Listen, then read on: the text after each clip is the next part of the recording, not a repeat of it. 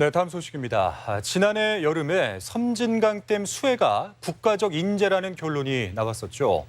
자, 그런데 같은 시기에 무주와 진안 등 도내와 충남 지역에 500억대 재산 피해를 남겼던 용담댐 수해 원인도 조사 결과 크게 다르지 않았습니다.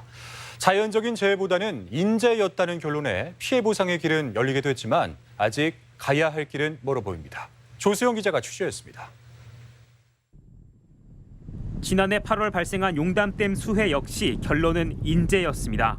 댐 안전을 담보할 수 없을 만큼 수위가 차올랐을 당시 최대 방류량은 초당 2,919톤.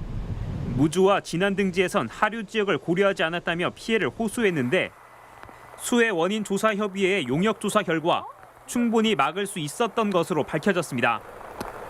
지난해 초기 수위가 다른 해보다 10m 이상 높아 집중호우로 인해 3,000톤에 가까운 물을 쏟아냈다는 건데 초기 수위를 낮춘 시나리오대로 모의 실험을 해봤더니 방류량을 30% 낮출 수 있었다는 분석이 나왔습니다.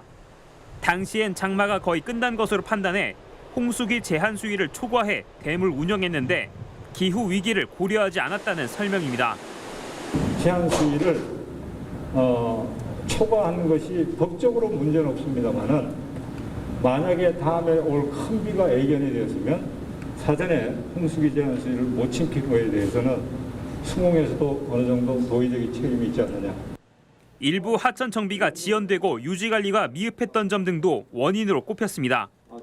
결국 자치단체가 일부 책임을 떠안게 되는 조사 결과이기도 한데 반발도 적지 않습니다.